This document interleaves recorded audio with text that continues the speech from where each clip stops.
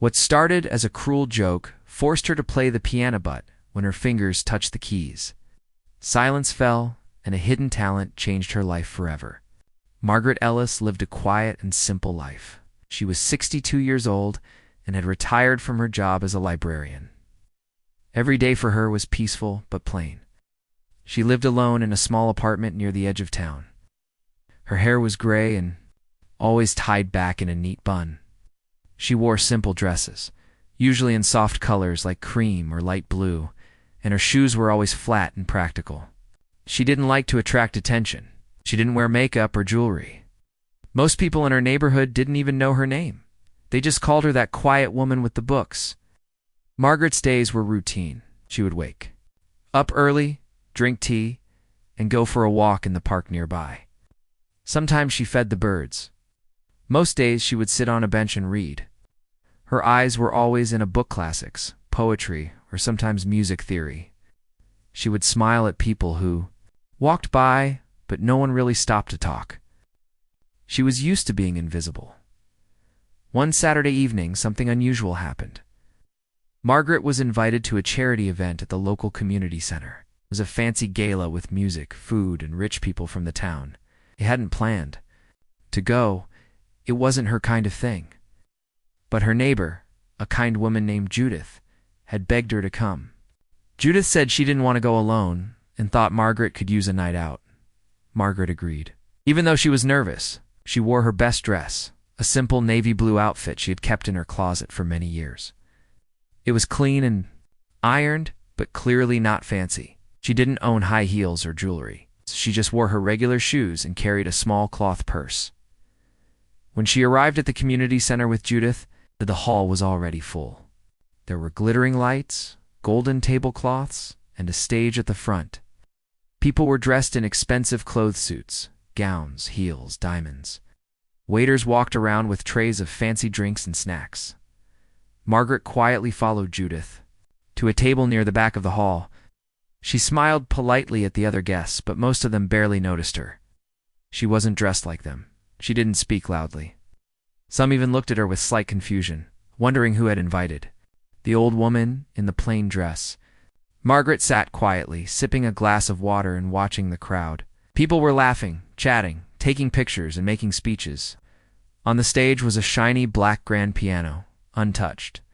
At another table nearby, a group of young adults, probably in their 20s, were watching Margaret. They had noticed her the moment she walked in. She looked completely out of place to them. She wasn't wearing anything fashionable. She wasn't part of their group. And they had never seen her before. Groups started whispering and laughing. One of them, a young man in a white suit with slicked back hair, nudged his friend and said, "Hey, wouldn't it be hilarious if we asked her to play the piano?" His friend, a woman with sparkly earrings and a loud laugh, giggled and replied, "Yes. Let's see if she even knows which side is the front." They weren't being kind. They were being cruel in the way some people are, when they think no one will stand up to them. The young man stood up and walked toward Margaret's table. With a confident smile, "Excuse me, ma'am," he said cheerfully, pretending to be polite. "Would you honor us with a little music?" "We'd love to hear you play the piano." Margaret looked surprised and nervous. She shook her head softly and said, "Oh, no, thank you. I haven't played in a very long time." But the young man insisted. "Come on, it's just for fun. We won't judge. Play something simple. Twinkle, twinkle, maybe." His friends at the table laughed again. Judith, sitting beside Margaret, gave the young man a sharp look. "She doesn't have to," she said firmly. But Margaret raised her hand gently. She could see that the room's attention had turned toward her. People were beginning to notice. She could feel the pressure rising. Margaret stood slowly and walked toward the stage, her heart pounding. Her steps were small and unsure. The room began to grow quiet as people turned their heads, curious. Some guests assumed it was just a harmless moment. Others expected something awkward or funny. A few already had their phones out, ready to record what they thought would be an embarrassing video. Margaret sat down on the piano bench and took a deep breath. Her fingers hovered over the keys but didn't touch them yet. She looked down for a long moment, not moving. The crowd waited. There was a long silence. Margaret closed her eyes, and then she played. The first few notes were soft and slow. They floated through the room like a gentle breeze. The sound was different than what anyone expected. It wasn't clumsy or awkward. It wasn't a joke. It was beautiful. Her hands, once shaking, now moved with grace and confidence. The melody was deep, rich, and emotional. It was a classical piece, something old but full of feeling. No one laughed. No one whispered. The room became completely still. People looked at each other in surprise. Some leaned forward, drawn in by the music. The notes rose and fell like waves, painting emotions that words couldn't describe. Her fingers moved faster, her posture straighter. She wasn't just playing the piano, she was bringing it to life. Even the waiters paused. The laughter at the socialite table had stopped. The young man in the white suit stared, mouth slightly open. His phone was still in his hand, but he wasn't recording anymore. Margaret played, with skill, power, and soul. The music told a story of love, sorrow, time, and memory. It came from somewhere deep inside her, something hidden for many years, and now it was free. She finished the piece with a soft, delicate final note, and then silence returned. But this silence was different. This silence was full of awe. For a few seconds, no one clapped. No one moved. They were still caught in the spell. Then, slowly, someone began to applaud, then another, then the entire room stood up, a standing ovation. Margaret looked around, surprised. Her eyes were glassy with tears. She smiled softly. The woman they had mocked was now the one everyone respected. She got up from the bench, nodded slightly to the crowd, and quietly returned to her seat.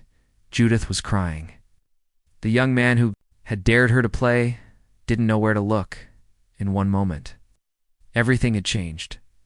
The simple woman had become unforgettable. As Margaret Ellis sat back down after playing the piano, the room remained unusually quiet for a few seconds. It felt like time had frozen. Then, slowly, the sound of clapping began to rise. At first, it was a few people. Then it spread louder and stronger until the entire hall was on their feet. Applause filled every corner of the room. It echoed off the walls, bounced off the ceilings, and wrapped around Margaret like a warm, invisible hug. People were not clapping politely, they were clapping with amazement and admiration. Margaret's heart beat fast in her chest. She had not expected this. She had not planned it. She had not touched a piano in public for many years. Were still shaking, but now it was not from fear. It was from something else, something beautiful. Her cheeks were pink, and her eyes were watery, but her face held a small, peaceful smile. She was not used to attention, but in this moment, she accepted it with grace. All around her, people were whispering, "Who is she? Where did she learn to play like that?" I've never heard anything so moving. Even people who had been laughing at her just minutes ago were now staring with wide eyes, unsure of how to react. The group of young adults who had mocked her earlier was completely silent. Their faces were full of shock, confusion, and perhaps a little shame. The man in the white suit who had dared her to perform had his phone lowered now. He wasn't smiling anymore. He looked down at the table, embarrassed. Margaret had changed the entire mood of the room without speaking a single word. One man walked up to her. He was older, with a trimmed white beard and kind eyes. He introduced himself as Professor Harold Jennings, a music teacher from the nearby university. He had taught piano for over 30 years and knew hundreds of pieces by heart. But he was speechless now. "Excuse me, ma'am," he said, gently tapping her shoulder. "May I ask what that piece was?" Margaret looked up and replied quietly, "It was Chopin, a nocturne." The professor raised his eyebrows in awe. He played it ... perfectly, with feeling, precision, and control. "That's not something you can fake." She nodded once, not boasting, just stating a fact. More people began to gather around her. They asked questions about her training, her past, her life. Margaret answered softly and briefly. She didn't like to talk about herself too much, but it became clear that there was a story behind the music. She told them that she had learned piano as a child. Her father had been a school teacher, and her mother a seamstress. They didn't have much money, but they noticed Margaret's love for music early. She was 7. She used to press her fingers on the windowsill, pretending it was a piano. Her father saved up and bought her a small keyboard from a garage sale. She practiced for hours every day. By the time she was 13, she was playing complex classical pieces. She was invited to study at a music school in the city. She performed in youth concerts and received praise from famous teachers. Everyone said she had a bright future as a concert pianist. She dreamed of performing on grand stages, wearing long gowns and hearing audiences cheer just like they did tonight. But then life changed. When Margaret was 16, her mother fell seriously ill. Her father worked long hours and needed help.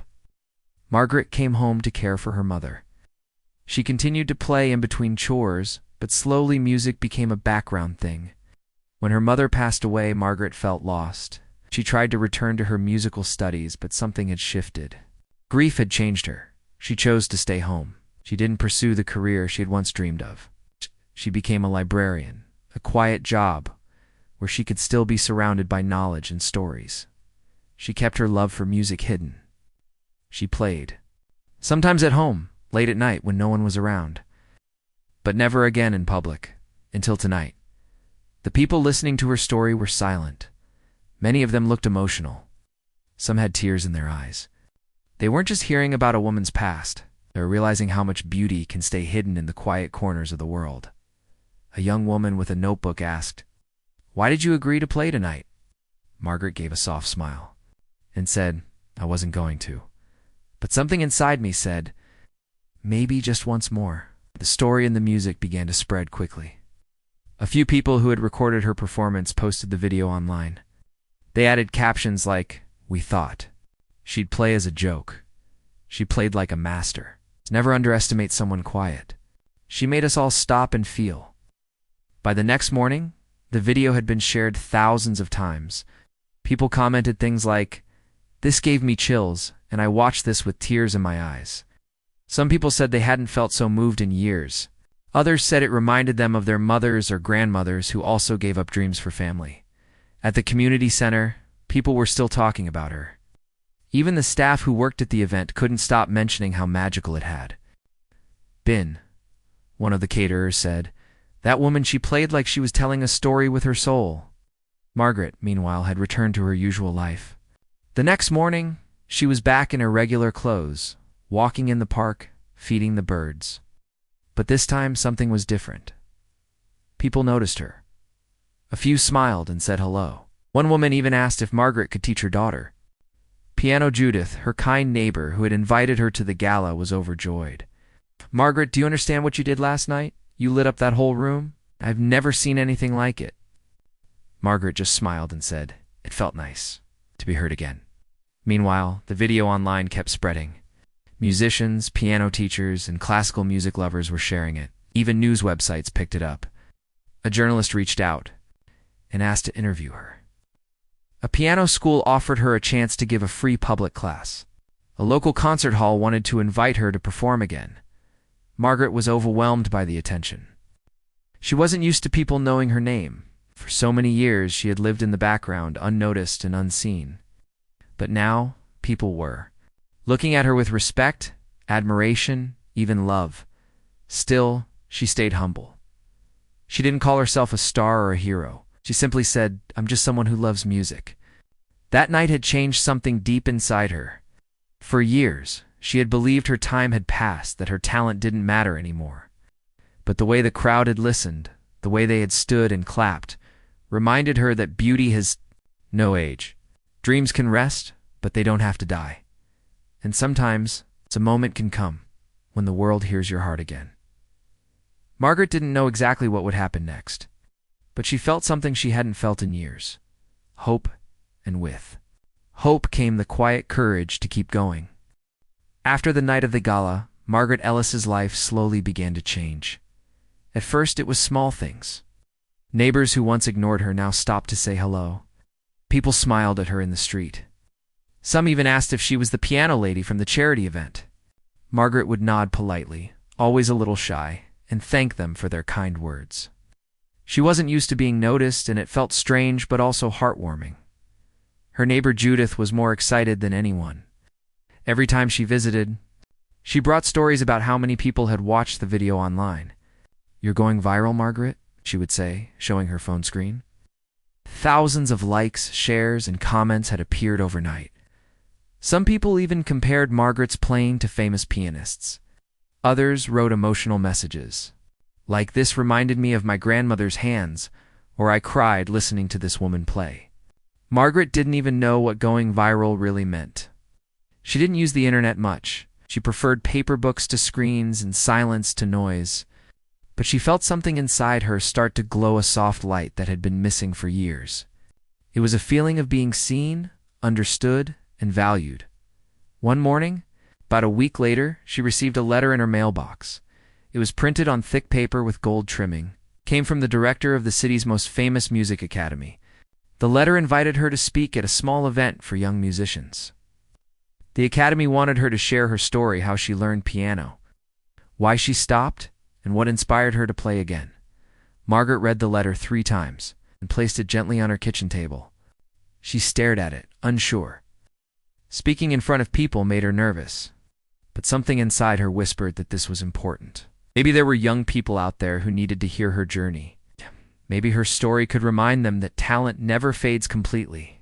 After some thought, she wrote back and said yes. The day of the academy event arrived. Margaret wore the same navy blue dress she had worn to the gala. She had no other formal clothes, but she didn't mind. Her shoes were still plain, her hair still tied neatly in a bun. She wasn't trying to impress anyone with her looks.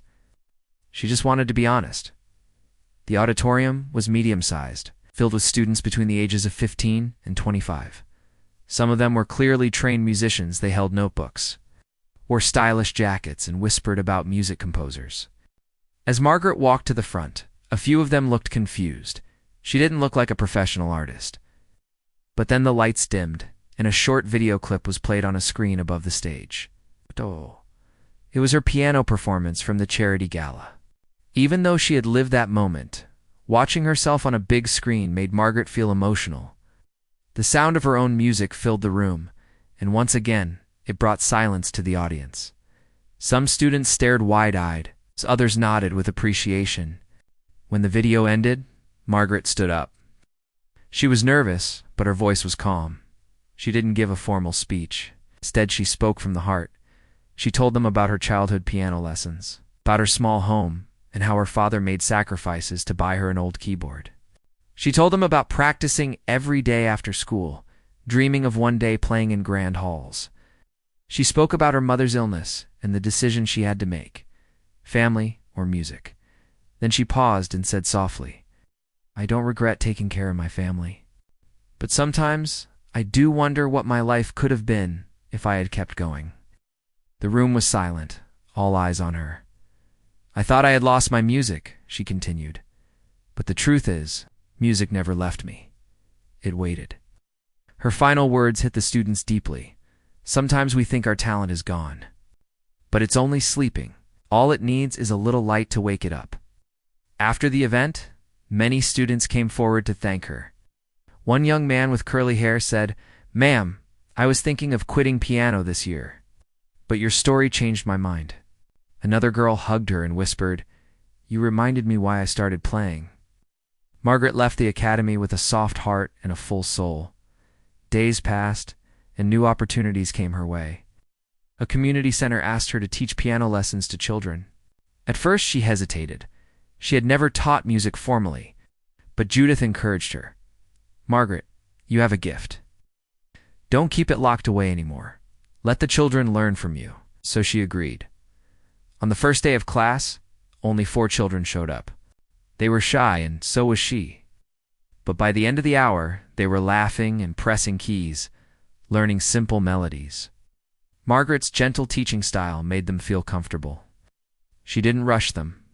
She praised even their smallest progress. Word spread quickly. More children started signing up. Parents thanked her, saying their kids were excited about piano for the first time. Margaret felt joy again, not just from playing music, but from sharing it. She found herself waking up with energy and purpose. She would plan lessons, find simple sheet music, and even hummed songs while cooking. Her little apartment, once quiet and lonely, now echoed with the sounds of young laughter and piano notes. One afternoon, a knock came at her door. She opened it to find a man in a black suit holding a silver envelope. He introduced himself as a representative from a national music competition. They were organizing a special performance called Masters Rediscovered, featuring older musicians who had once stepped away from the spotlight. The show would be broadcast on national television. They wanted Margaret to be part of it. Margaret was stunned. She had never played for a large audience outside her town. She had never been on TV. But something deep in her heart said, yes. She agreed to perform. The weeks that followed were full of preparation. She practiced every day, carefully selecting a piece that spoke to her soul. She chose a composition by Rachmaninoff, difficult, emotional, and full of drama.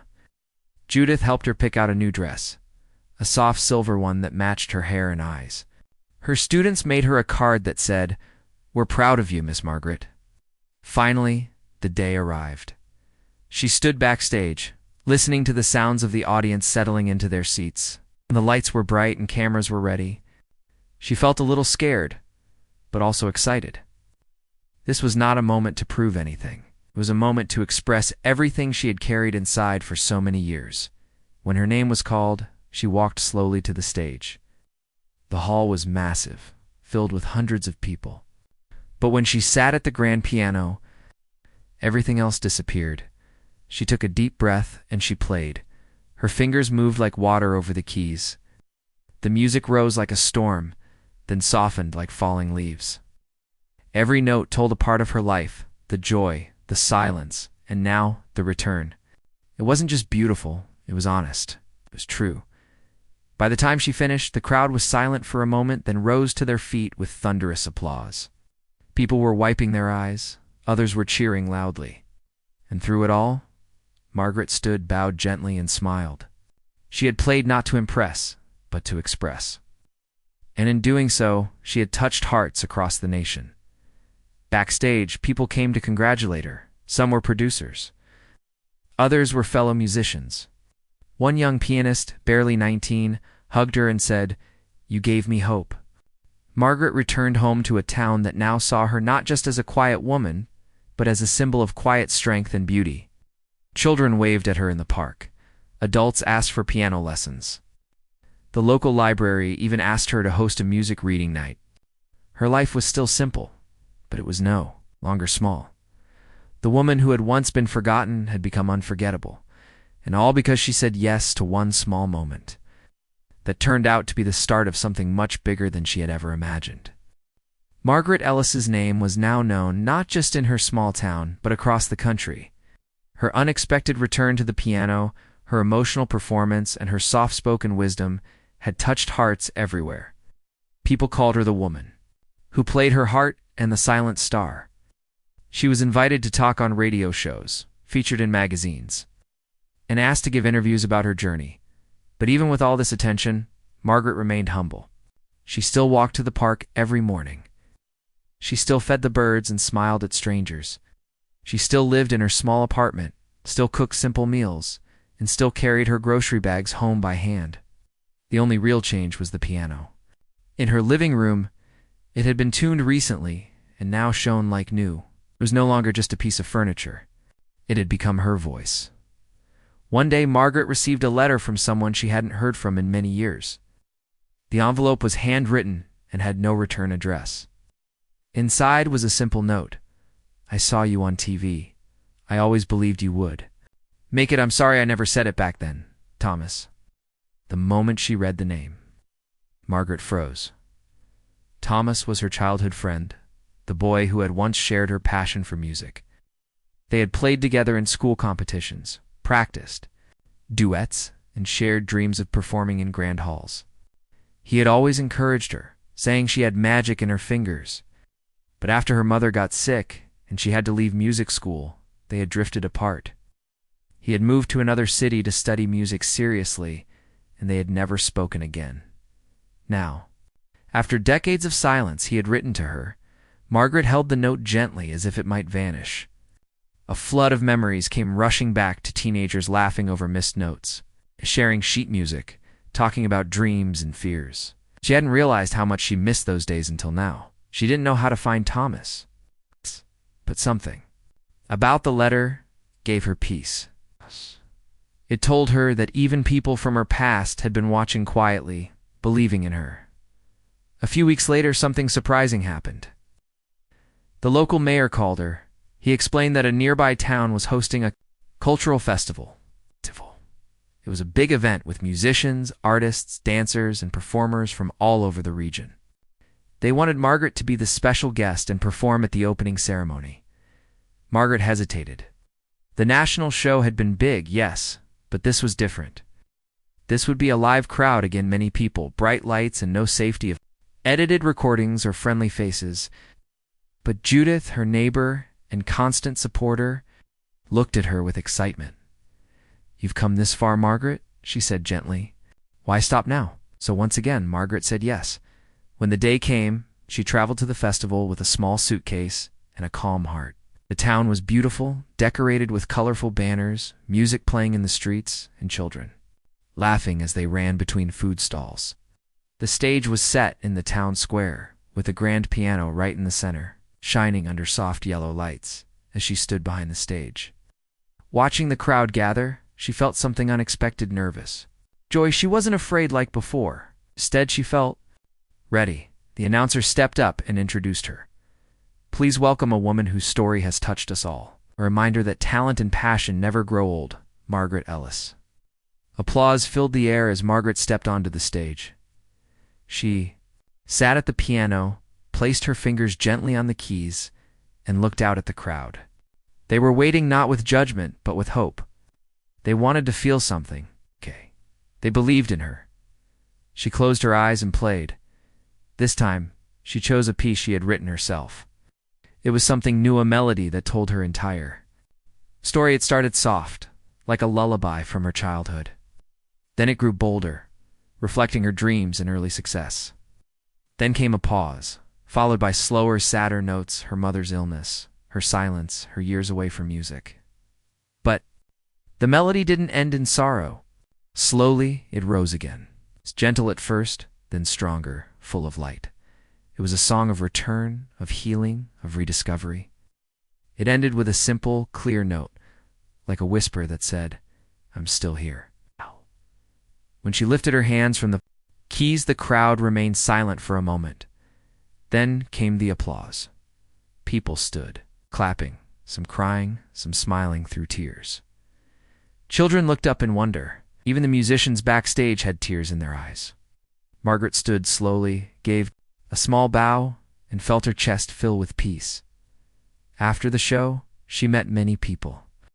One young girl hugged her tightly and said, "I want to be like you when I grow up." A man said, "You made me remember why I love music."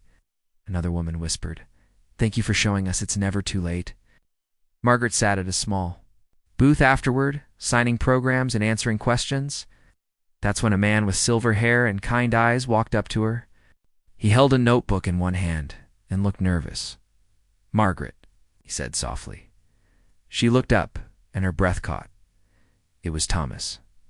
He smiled, just like he used to. "I wasn't sure you'd remember me," he said. "How could I forget?" She whispered. They sat down together under a tree near the stage.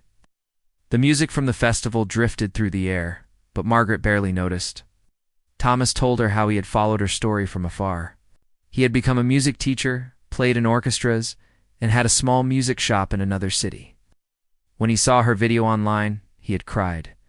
"I always knew you had something rare," he said. "I also know why you stopped. I just wish I had written sooner." Margaret smiled gently. Maybe this was the right time. They sat in silence for a while. Then Thomas asked something unexpected.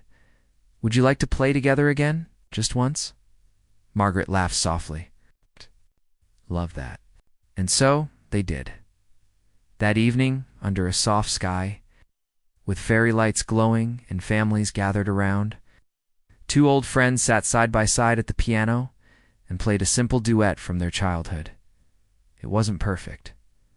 A few missed notes, some laughter, but it was full of warmth, of memories, and of healing People watched, clapped, and some even sang along.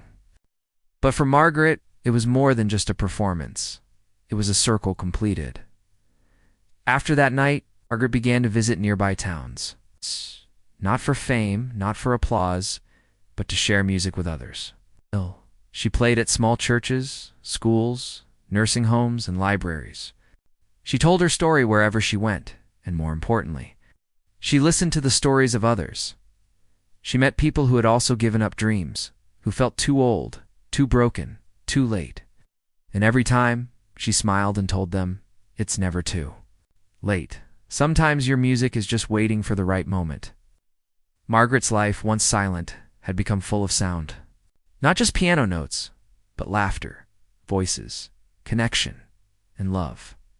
And through it all, she stayed the same simple woman, gentle, kind, yet full of quiet power. Not because she became famous, but because she became free. And the world finally listened. Margaret Ellis's story had already touched many hearts, but the final chapter of her journey was the most beautiful and surprising. After her performances at the festival and reconnecting with Thomas, life seemed to flow in a new direction, full of hope, friendship, and purpose. Margaret's days began to fill with music and new experiences. The simple woman who once thought her piano days were over had now become a mentor, a teacher, and an inspiration to many. But deep inside, she still wondered what the future might hold. Would she keep playing for small groups and local festivals? Or was there something bigger waiting for her? One morning, while sipping tea in her cozy kitchen, Margaret heard a soft knock on her door. It was a young woman she didn't know, holding a small, worn-out violin case. I'm Lily, the woman said shyly. I heard about you from the community. Senna, I'm a music student struggling to find my own path. Would you teach me? Margaret smiled warmly and invited her in. She remembered how uncertain she felt when she first began teaching children, but teaching Lily was different. Lily was grown up full of passion, but lost in doubt. Margaret saw in her the same struggles she had once faced, a fear of failure, fear of not being good enough. They started meeting every week. Margaret didn't just teach Lily to play music. She helped her find confidence, patience, and joy. They played duets, explored different styles, and shared stories. Slowly, Lily's playing blossomed. She began to smile more, and even performed at a small recital, proudly standing beside Margaret. This teaching relationship gave Margaret a new sense of purpose. She realized that her music wasn't just about her anymore. It was about passing on something precious to others. It was about lighting the way for those who might feel lost. One day, Margaret received a letter from a famous music producer in the city. He had seen her performances online and invited her to record an album. He believed her music full of emotion, honesty, and life could touch even more people. Margaret was surprised and a little scared. But recording an album sounded like something only famous artists did. She was a simple woman, after all. But the support from Judith, Thomas, and Lily gave her courage. She agreed. Recording was a new experience. The studio was bright and filled with strange equipment she didn't understand. But as soon as she sat at the grand piano and touched the keys, everything felt natural. She played songs she had learned, pieces she had composed, and melodies inspired by her life. The album captured not just music but feelings, the hopes, struggles, the quiet strength of a woman who never gave up. When the album was released, it surprised everyone.